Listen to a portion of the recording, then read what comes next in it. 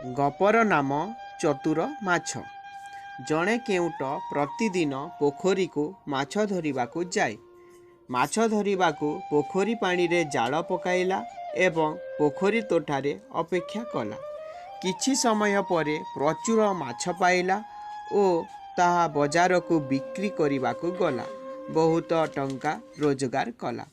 ତା ପରଦିନ ମଧ୍ୟ ସେହି ପୋଖରୀକୁ ମାଛ ଧରିବାକୁ ଗଲା। ମାତ୍ର ଦୁର୍ଭାଗ୍ୟବଶତଃ ଗୋଟିଏ ମାଛ ଜାଲରେ ପଡ଼ିଲା। ମାଛ କହିଲା, କେଉଟ ଭାଇ, ମୋତେ ଛାଡ଼ିଦିଅ। ମାତ୍ର କେଉଟ ନ ଶୁଣିଲା ପରି ବ୍ୟବହାର କଲା।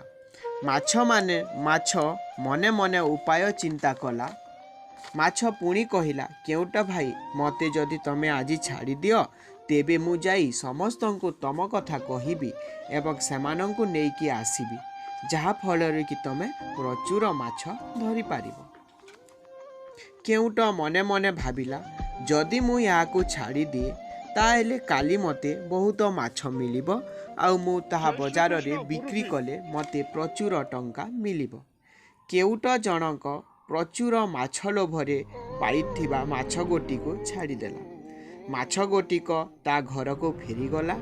ମାଛଟି ବୁଦ୍ଧି ବଳରେ ନିଜର ଜୀବନ ରକ୍ଷା କଲା ଏବଂ ତା ଘରକୁ ଫେରି ସମସ୍ତଙ୍କ ସହିତ ଖୁସିରେ ରହିଲା।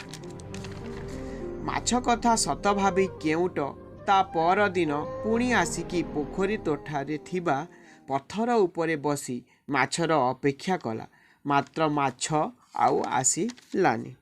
ମାତ୍ର କେଉଟ ଭାଇର ବୋକାମି ଯୋଗୁଁ